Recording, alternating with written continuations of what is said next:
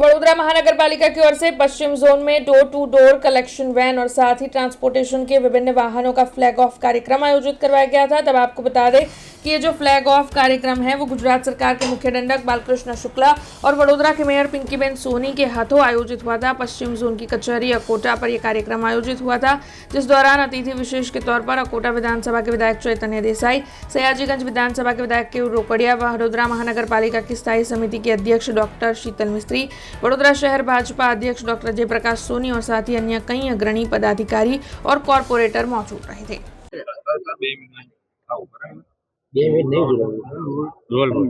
आज रोज वडोदरा महानगरपालिका द्वारा पश्चिम ઝોનમાં એટલે કે વોર્ડ નંબર 8, 9, 10, 11 અને 12 આ વિસ્તારના 3 લાખ જેટલા મકાનોનો એનો તમામનો સર્વે કરીને જીઓ ટેગિંગ કરીને અત્યાધુનિક પદ્ધતિથી અને 367 જેટલા નવા વાહનો મૂકીને આજથી આગામી 10 વર્ષ સુધીનો જ્યારે કોન્ટ્રાક્ટ આપવામાં આવ્યો છે અને એનાથી નાગરિકોની સુખાકારીમાં તો વૃદ્ધિ થવાની જ છે, પરંતુ તેમ છતાંય પર્યાવરણની જાળવણી પણ થશે અને સાથે સાથે જે ઘરના આજુબાજુમાં જે કચરો પડેલો છે તમામ ઉચકાઈ જશે। અને આજે જ્યારે મેયરશ્રીના હસ્તે આ કાર્યક્રમ હાથ ધરેલ છે ત્યારે વડોદરા મહાનગરપાલિકાને ખૂબ ખૂબ અભિનંદન પાઠવું છું અને સાથે સાથે તમામ જે કર્મચારીઓ આ કામમાં જોડાયા તેમને પણ ખૂબ આભાર માનું છું।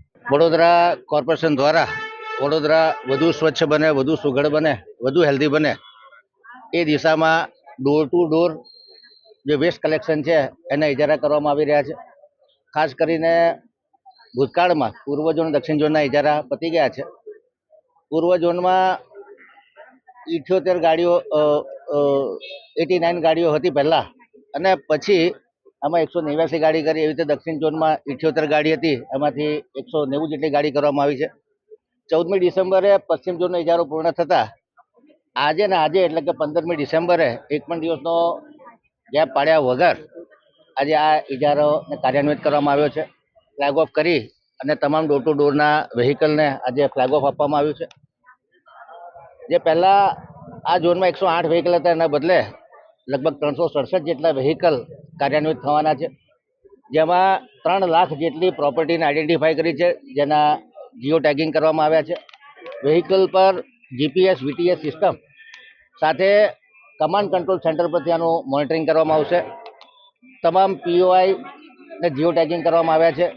દરેક સોસાયટીના ગેટ ઉપર જીપીએસ ટેગિંગ કરવામાં આવ્યું છે। દરેક ઘરના દરવાજા ઉપર એપાર્ટમેન્ટ આ તમામને ટેગિંગ કરવામાં આવ્યું છે। ખૂબ સારું મોનિટરિંગ થશે। સાથે સાથે આઈસી એક્ટિવિટી કરવામાં આવશે, જેમાં ઘરે ઘરે જઈ અને લોકોને કચરો કેવી રીતે સેગ્રીગેટ કરવાનો એના આધારે ટ્રેનિંગ આપવામાં આવશે। આ કચરો મુખ્યત્વે 5 પ્રકારના સેગમેન્ટ ગાડીમાં રાખવામાં આવે છે અને નાગરિકોને આ બાબતની ટ્રેનિંગ આપવામાં આવશે। સૂકો કચરો, ભીનો કચરો, domestic hazardous waste, biomedical waste અને ઈ વેસ્ટ, આમ 5 સેક્શનમાં કચરાને સેગ્રીગેટ કરવામાં આવશે।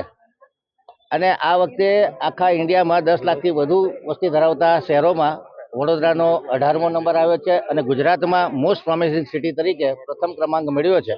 हमसे जुड़े रहने के लिए हमारे YouTube चैनल को सब्सक्राइब करें और नई वीडियो की नोटिफिकेशन के लिए बेल आइकॉन को दबाएं।